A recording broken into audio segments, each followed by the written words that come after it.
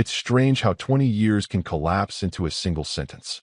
The gym smelled of fresh varnish and adolescent nerves, the air thick with the rustle of gowns and the clink of folding chairs. I'd been in those bleachers since the doors opened, half an hour early, clutching the cheap camera I'd used for every science fair, soccer game, and birthday.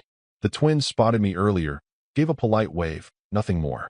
That was fine. Graduations are busy. I told myself I'd get my moment later. When Noah took the stage, his tassel swinging, I felt that familiar swell of pride. He cleared his throat, eyes skimming the crowd, and then he said it. Those 12 words that gutted me clean. We want to thank our real dad for always believing in us. The crowd clapped politely, like they were in on some tender family moment. Emma leaned into the mic beside him, grinning toward the back wall where a man stood with his arms crossed, sunglasses perched on his head like a crown. I knew that face from an old photograph Claire swore she'd thrown away years ago. My jaw didn't tighten. My hands didn't tremble. I just let my smile hold, careful and small, because every eye in that room was on me, waiting to see if I'd flinch. Claire didn't look at me. Not once. She sat at the end of the row in her pastel dress, legs crossed, clapping along, her attention fixed on the man leaning against the wall. Maybe she thought I'd miss it. Maybe she'd forgotten how much I notice. They moved on to other speeches, awards, scholarships, but I couldn't hear them. My mind was replaying Noah's voice, Emma's shining eyes, the way they skipped right over the man who'd been there every single time the world told them no. I'd been the one patching up scraped knees, selling my guitar to pay for braces, missing sleep to help with last-minute projects.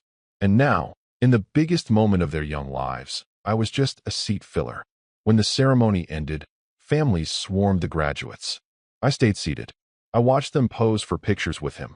Their real dad, Claire slipping her arm around his waist for one of the group shots, like it was the most natural thing in the world. A few parents I'd known since the twins were in kindergarten shot me awkward smiles, unsure where to look.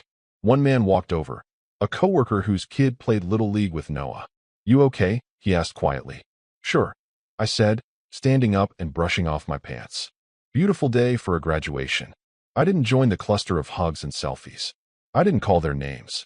I walked out into the sunlight, past the parking lot filled with bumper stickers from every college in the state, and down the quiet street where I'd parked far from the crowd. My car door creaked, the seatbelt clicked, and for the first time in years, I let absolute stillness settle over me. Not rage, not sadness, just stillness. On the drive home, I kept my hands steady on the wheel, following the same route I'd taken to every school event for 2 decades. The trees blurred past, the gas light flickered on, and I thought about how quickly the word real can be weaponized. That's when I felt the shift, not a snap, not a break, but the slow turning of something heavy inside me. By the time I pulled into my driveway, the noise of the ceremony had drained out of my head, replaced by a single, icy clarity. They had written me out of their story in front of everyone, and I'd smiled for the ending they thought they gave me. What they didn't know, what none of them knew, was that the next chapter had already begun. I locked the car, walked into the house, and hung the camera back on its hook. The memory card was still full. I didn't bother to look at the pictures. The workshop smelled faintly of sawdust and machine oil, the kind of scent that seeps into your clothes no matter how many times you wash them. The only light came from the single bulb above my workbench, casting long shadows over the clutter, half-finished projects, jars of screws, the dust-coated coffee mug I kept meaning to throw away. I sat on the stool, elbows on my knees, and stared at the old baseball mitt resting on the shelf. The leather had gone soft with age, its laces frayed from years of Noah tossing it up in the air during TV commercials, from those endless evenings I spent pitching to him in the backyard until the mosquitoes drove us inside. I remembered the day he begged me for it, standing in the aisle of the sporting goods store, holding it like treasure. I'd put back the drill bits I came for so we could afford it. Beside it, a faded ribbon hung from a nail, Emma's second-place award from the swim meet when she'd slipped off the block at the start. She'd been 10, trembling with humiliation, and I'd stood by her side on the pool deck while she cried into her towel. I told her it was just a race, but that it meant something she didn't quit. She kept the ribbon because I told her it mattered. Now those objects felt like relics from some ancient, irrelevant life. Every scrape, every expense, every hard-earned moment of trust, they'd all been erased in 12 words over a crackling gym microphone. Years boiled down to a sentence that carved me right out of the frame. The house was quiet except for the low hum of the refrigerator and the occasional pop of the baseboard heater. Claire's footsteps clicked against the hardwood before she appeared in the doorway, wine glass in hand. She didn't look at the mitt, or the ribbon, or at me for more than a second. "Don't be sensitive. It was just a speech," she said, with that dismissive tone she used when she wanted to end a conversation before it began. I didn't answer. My hands rested loosely together, the faint smell of leather and chlorine still lingering in my mind. She waited a moment, then turned and left, the sound of her heels fading toward the kitchen, replaced by the clink of glass against the counter. I stood and crossed to the corner of the workshop where the old safe sat, its paint chipped from years of use. The combination turned under my fingers like muscle memory. Inside, under neatly folded documents and a few sealed envelopes, lay the check for the twins' college fund, 4 years of tuition, room, board, and then some. It wasn't a fortune, but it was everything I'd scraped together from overtime shifts, tax returns, and the little inheritance from my father that I'd sworn would go to their education. I picked it up, running my thumb over the raised numbers, feeling the weight of it, not just in paper, but in what it represented. All those years, all those choices, all those small sacrifices that no one applauded, because they weren't meant for applause. They were meant for a future I believed in. The check made a soft thunk as I set it back down. I closed the safe door gently, the latch clicking into place. Not yet. The decision was already there, forming in the back of my mind like a storm just over the horizon, but storms don't announce themselves until they break. I turned off the light, leaving the mitt and the ribbon in the dark, and walked upstairs without a sound.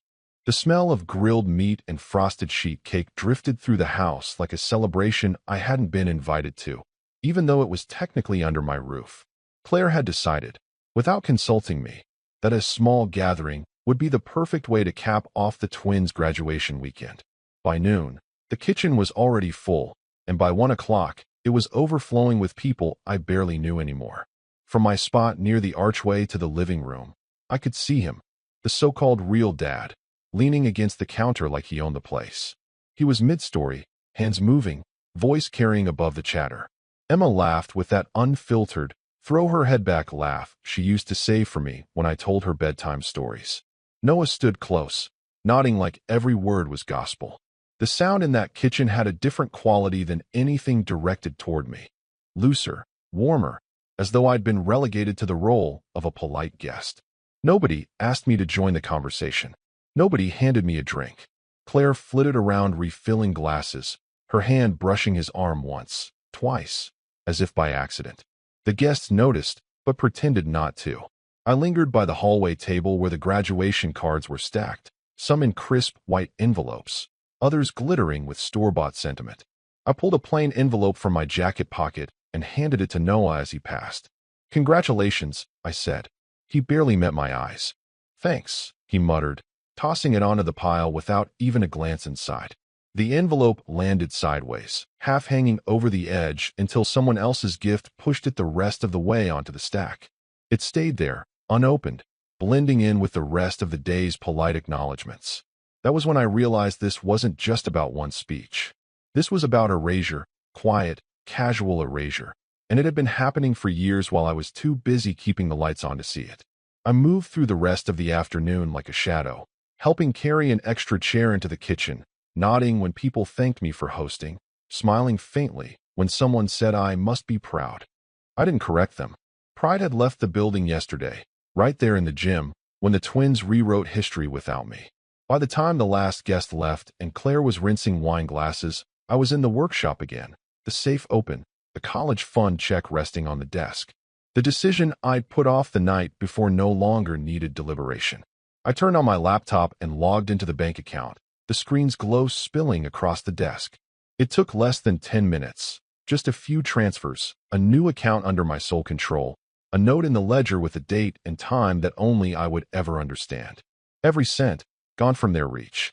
Not stolen, not destroyed, just redirected.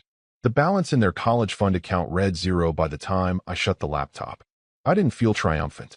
Not yet. What I felt was the first ripple of something calm, methodical, and irreversible. Upstairs, the dishwasher hummed. Claire's voice drifted down, laughing at something on her phone, probably a message from him. I leaned back in my chair, the glow from the laptop fading, and thought about how storms don't announce themselves. They roll in while the sky still looks clear. And mine had just started forming. The coffee shop was one of those renovated bank buildings. High ceilings, marble columns, echoes of a time when transactions carried weight. The kind of place where people spoke in low voices and took their time. I chose it deliberately. I didn't want the sterile hum of an office or the claustrophobic air of my workshop. I wanted the sound of cups setting down, the low hiss of the espresso machine, the occasional chime of the door. It made everything feel both ordinary and irreversible. My lawyer, a man who'd known me since the twins were in middle school, arrived first. He gave me a long, searching look as we shook hands, like he already sensed what today was about. The financial planner came next, carrying a leather folio and the calm detachment of someone who deals in numbers, not emotions. We didn't waste time on small talk. The check from the safe was laid on the table between us like a surgical instrument.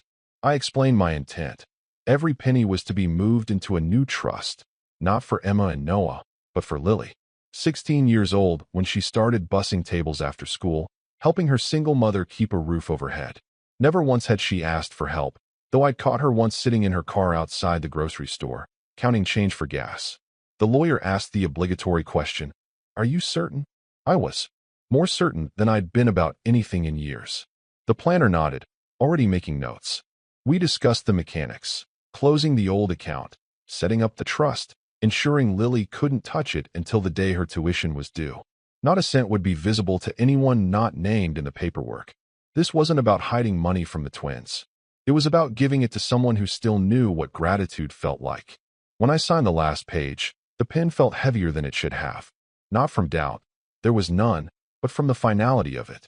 The bridge Claire and the twins believed was waiting for them had been quietly dismantled plank by plank, and by the time they realized, the river would be too wide to cross. We shook hands, and the lawyer slipped the check into his briefcase. "It's done," he said, and that was it. Years of work, of scrimping and planning, shifted direction in under an hour. Outside, the sun was high, the city humming with the easy chaos of summer. I walked the few blocks back to my car, past shop windows and couples holding hands, feeling lighter, not in the way relief makes you light, but in the way resolve does. Back home, the contrast was sharp. The kitchen table was covered with color swatches, dorm catalogs, and printouts of string light arrangements. Claire sat with Emma and Noah, all three leaning over a laptop, discussing whether twin XL sheets came in ocean teal or calming gray. Noah was scrolling through photos of mini fridges. Emma laughed at a set of matching coffee mugs she said they had to have. I leaned against the doorway for a moment, watching. None of them noticed me. They were too wrapped up in a future they assumed was certain. In their minds, the tuition was covered, the housing secured, the path laid out because that's what I'd always done, quietly, without thanks, without expectation. But this time, their bridge didn't lead where they thought it did. It had already been rebuilt, pointing towards someone who would never forget the hand that steadied it. I walked past them without a word, up to my room, and closed the door. Somewhere downtown, a bank account had just been opened in Lily's name. And while they planned fairy lights and throw pillows, I was planning something else entirely. It happened 3 weeks later, on a Tuesday morning, when Claire's perfect little fantasy began to fray. I was in the workshop, sanding down the edge of a cedar shelf, when I heard her heels click across the tile upstairs. Then, sharp, deliberate, her voice cut through the house. "What the hell is this?" The words weren't meant for me, not yet. She was reading something off her phone, the way people do when they can't quite believe what's on the screen. I let the sander hum in my hands, pretending not to hear until the sound of her footsteps came down the stairs fast enough to make the wood creak. She appeared in the doorway, hair pulled back in that careless but calculated way she used for errands she wanted to look effortless doing. In her hand, her phone glowed with the university's logo at the top of an email. "Payment overdue," she said, holding it up like a smoking gun. "Orientations in less than a month. What's going on?" I set the sander down, wiped my palms on my jeans, and gave her the most even look I could manage. "I'll check into it." Her eyes narrowed. "Check into it." I didn't elaborate. Just turned back to the shelf, ran my fingers over the smooth grain. The silence stretched long enough for her to huff and retreat. muttering something about incompetence as she went. Upstairs, I heard Emma's voice, low but carrying in the way teenagers think they've mastered discretion. What did he say? Claire must have handed her the phone, because a beat later, Emma's laugh came through like a hairline crack in glass. Then Noah's voice, louder, dripping with that smugness only the young and certain can pull off. He won't do anything. He's harmless. I stood there, one hand on the shelf, and let the words soak in. Harmless. That was the word they had for the man who'd kept their lives stitched together with double shifts and bills paid before the ink on them was dry. Harmless. Like I was a piece of furniture that wouldn't move no matter how many times they leaned on it. I went back to work, the steady rasp of sandpaper against wood keeping my thoughts ordered. Every insult they thought they'd whispered, every assumption they'd made, was just another nail in the coffin of the life they thought was waiting for them. That evening, as the light went soft through the windows, Claire appeared again. This time she was dressed for charm, not confrontation, flowing blouse, just enough perfume to catch attention without seeming like she'd tried. She leaned against the doorframe, smile warm but not reaching her eyes. "Let's have lunch tomorrow," she said. "Somewhere nice. We need to talk about the kids' future."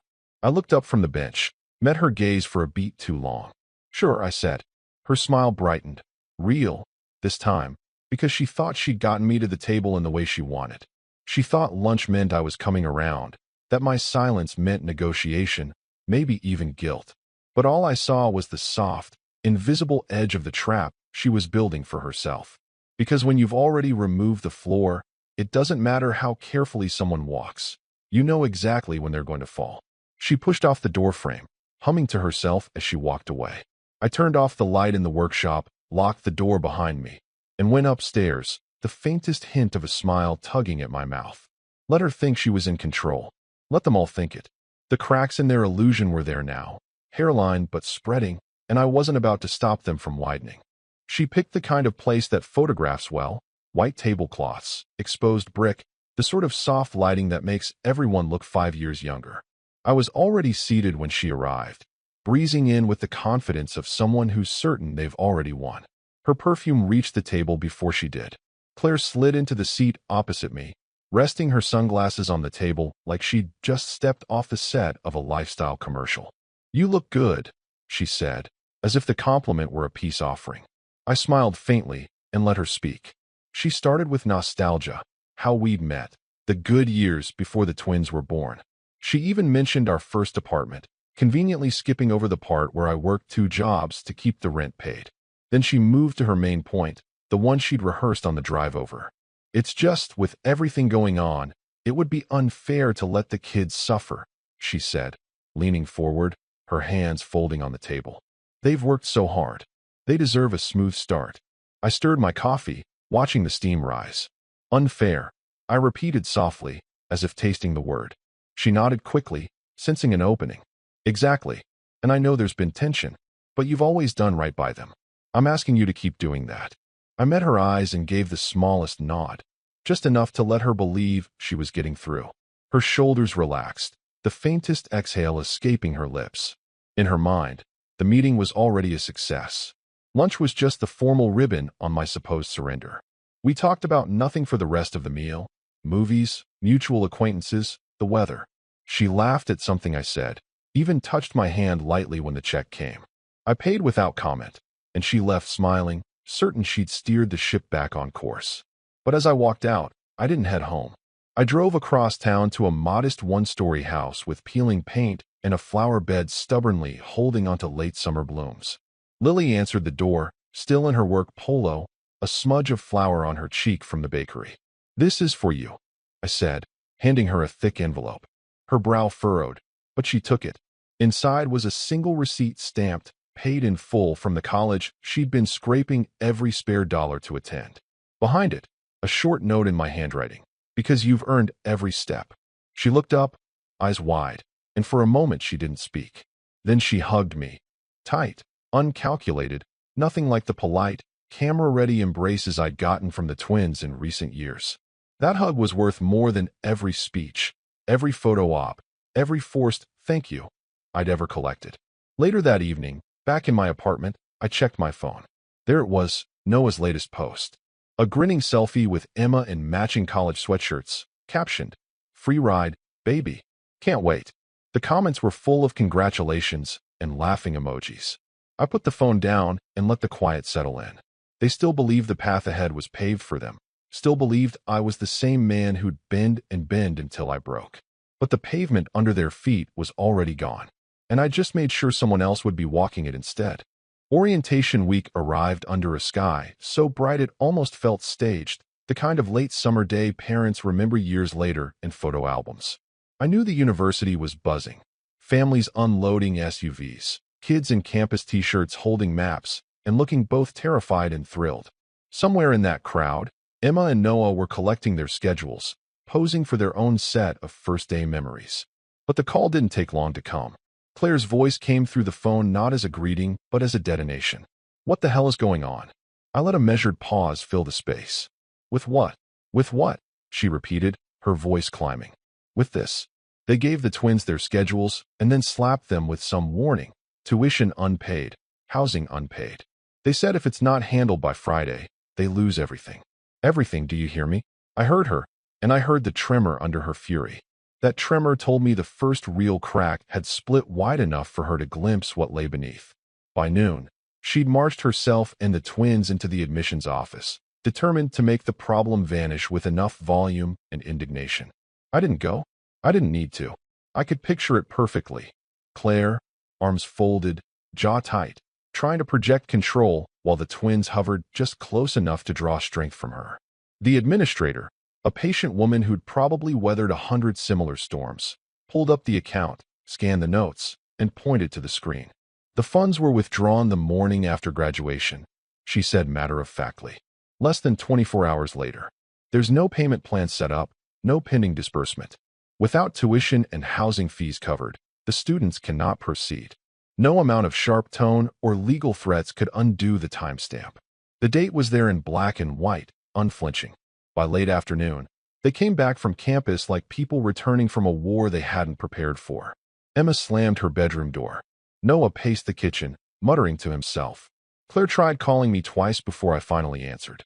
"You think this is funny?" she said, her voice quieter now, but sharper. "Do you have any idea what you've done to them?" To me, I could have said 1,000 things.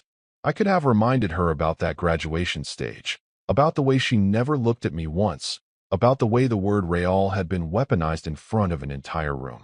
But instead, I waited until the silence was long enough that she'd lean forward, just slightly, as if she could feel my breath on the line. "You said I was just the guy who paid the bills," I said evenly. "So I stopped paying." There was nothing on the other end for a solid 3 seconds. No gasp, no curse, no argument. Just the faint sound of her breathing, and maybe, just maybe, the beginning of her understanding that this wasn't a negotiation. When she spoke again, her words were slow, like she was choosing them carefully. "You've ruined their future." "No," I said, my voice as calm as if we were discussing the weather. "I just stopped financing the version of it where I didn't exist." I ended the call, set the phone face down, and listened to the muffled chaos in the apartment next door. People shouting, a TV blaring, life going on as if nothing had happened. And in a way, for me, nothing had. I'd simply let the truth arrive on their doorstep, hand-delivered by the one person they never imagined would stop knocking. The smell of charcoal and grilled meat hung heavy in the air, mingling with the lazy hum of summer conversation. It was the annual neighborhood barbecue, the kind of event where the beer flowed, the lawn chairs appeared in neat circles, and everyone pretended their lives were simpler than they really were. I wasn't planning to stay long, just enough to nod at a few familiar faces and enjoy the quiet satisfaction of being in a place where the twins and Claire weren't the center of my evening. But then I saw them. Claire, striding across the lawn like she owned it, Emma and Noah trailing behind her. The second she spotted me, her expression sharpened from performative pleasantness to something predatory. "There you are," she said, loud enough to cut through the background chatter. "We're doing this now." Conversations around us began to falter. Forks hovered over paper plates. A few people shifted their chairs just enough to catch the show without seeming obvious. "You want to explain," Claire continued, her voice climbing, "why you've destroyed your own children's future? Why you'd humiliate them like this?" Her hands were out, palms up, as if inviting the whole crowd to share in her outrage. I took a slow sip from my beer, letting the moment breathe. Destroyed, I said mildly. That's a strong word. She laughed, but it came out brittle. Strong?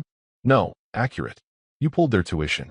You made them look like fools in front of their school, their friends. She gestured wildly toward Emma and Noah, who were now shifting uncomfortably under the attention.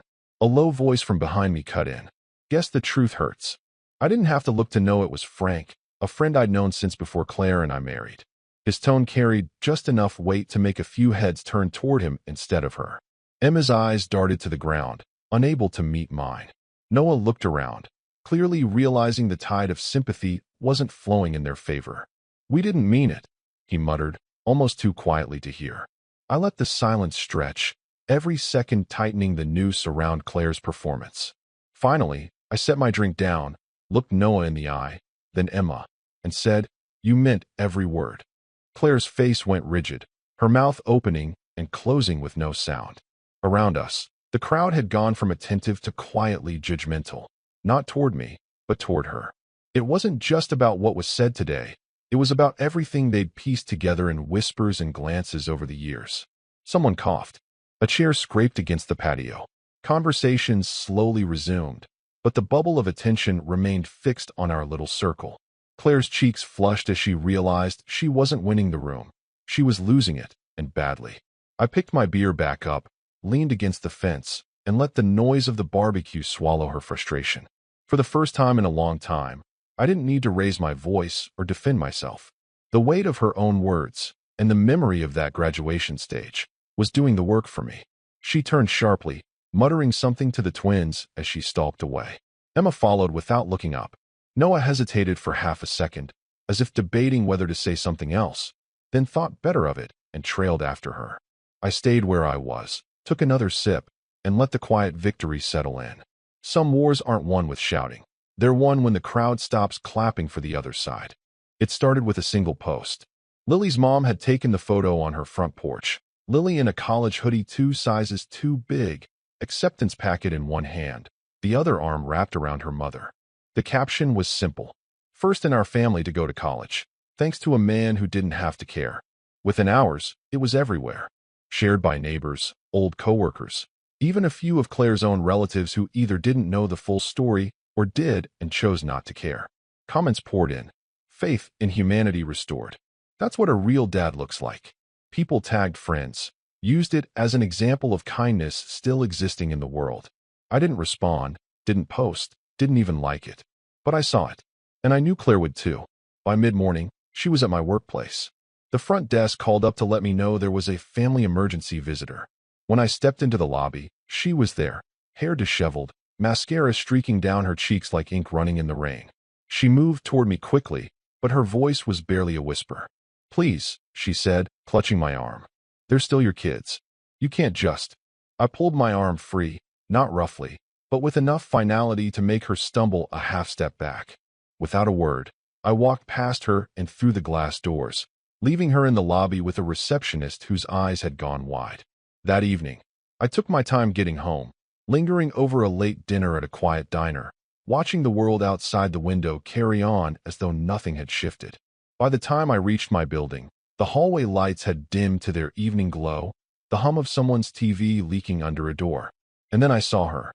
Claire was sitting on the floor outside my apartment, knees drawn up, her phone clutched in one hand like it might still save her. The second she spotted me, she scrambled upright, the phone slipping from her grip and clattering to the carpet. I can't fix this without you, she said, her voice shaking. Please, just talk to them. We can figure something out. Her words caught, and then she dropped to her knees right there in the hallway, hands gripping the hem of my jacket. I'm begging you. A door down the hall cracked open.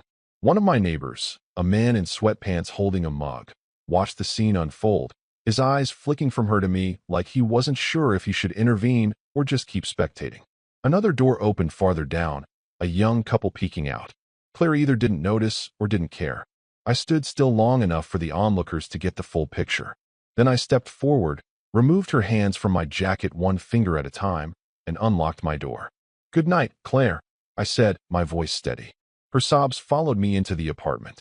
I closed the door softly, but with enough weight that the latch's click cut them off. The soundproofing wasn't perfect, But after a moment, all I could hear was my own breathing and the quiet thump of my heart. Not from guilt, not from pity, but from the solid, cold knowledge that I owed her nothing. Outside, in that hallway lit like a stage, she was still on her knees. And I didn't open the door again.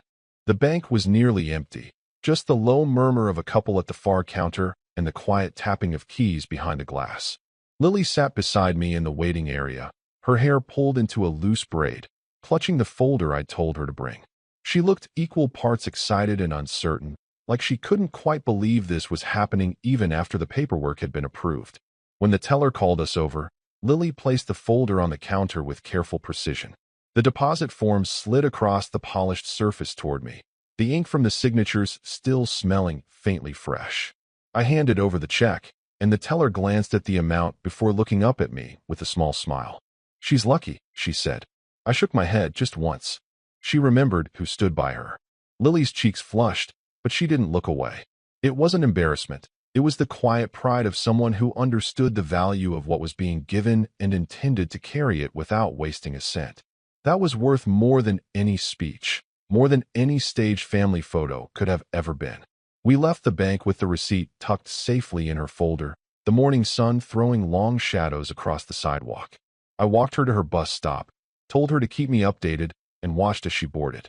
She waved through the window as the bus pulled away, the corner of her mouth curling into a smile that carried no pretense, no performance, just gratitude. On the drive home, the route took me through the old neighborhood. I didn't plan it that way. Maybe part of me knew I'd end up there regardless. The street was the same, yet smaller somehow, as if shedding it from my life had taken away its weight. When I turned the corner, the house came into view, and so did the sign. For sale. It leaned slightly in the yard, the kind of tilt that suggested it had been planted in a hurry. On the porch, Claire stood with her arms crossed, scanning the street as if expecting someone. The twins were outside, lugging boxes toward a rental truck parked at the curb. Noah's sweatshirt was dark with sweat at the collar. Emma's hair stuck to her forehead in damp strands. They moved mechanically, no laughter, no banter. For a moment, the whole scene felt like a still frame.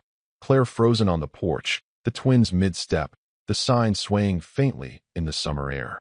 I didn't slow. My hands stayed steady on the wheel, my eyes fixed on the road ahead. I didn't wave. I didn't glance into the rearview mirror to see if they'd noticed me. The road curved. The house slipped from sight, and with it went any lingering trace of obligation. There's a kind of triumph that doesn't need cheering or applause. It lives in the quiet certainty that you walked away without leaving a piece of yourself behind. And as the distance grew between me and that leaning for sale sign, the silence in the car felt like the cleanest victory I'd ever had.